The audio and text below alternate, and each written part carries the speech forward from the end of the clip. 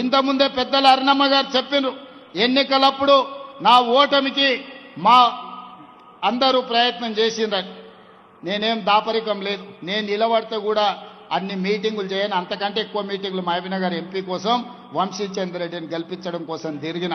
ఒకవేళ నేనే నిలబడితే 4 మీటింగులు చేస్తోని, కానీ వంశీచంద్ర రెడ్డిని గెలిపించాలి, మా అరుణమ్మను ఓడగొట్టాలని 14 మీటింగులు పెట్టిన మహబూబ్నగర్ పార్లమెంట్లో.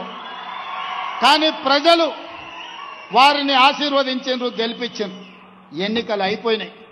ఎన్నికల తర్వాత రాజకీయాలు లేవు, కుట్రలు కుతంత్రాలు లేవు. ఈ దేశానికి ప్రధానమంత్రి నరేంద్ర మోడీ, మహబూబ్నగర్కు పార్లమెంటు సభ్యులు డీకే అరుణమ్మ, తెలంగాణ రాష్ట్ర ప్రభుత్వంలో మేమున్నాం, కేంద్ర ప్రభుత్వంలో వాళ్ళు ఉన్నారు.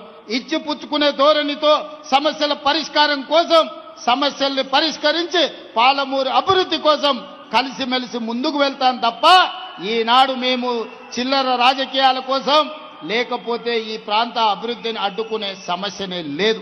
అందుకే మిత్రులారా, ఇది గిట్టని వాళ్ళు కొంతమంది ఉంటారు, అంటుంటారు రేవంత్ రెడ్డి వైపు పదే మోడీని కలుస్తారని. కలవకపోతే ఏం చేస్తామే? అనుమతులు రావాలి, నిధులు తేవాలి అంటే ఇచ్చే వాళ్ళని కలవాలనా లేదా?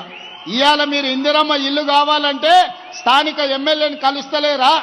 మీ వార్డులో పని ఉంటే వార్డు మెంబర్ను సర్పంచ్ను కలుస్తలేరా? ఈరోజు గ్రామంలో ఏదైనా అభివృద్ధి జరగాలంటే సర్పంచ్ ఎంత కీలకమో, ఈ దేశంలో ఏ రాష్ట్రమైన అభివృద్ధి జరగాలంటే ప్రధానమంత్రి గారు కూడా అంతే కీలకం. దేశ ప్రధానమంత్రిగా వారిని గౌరవిస్తాం.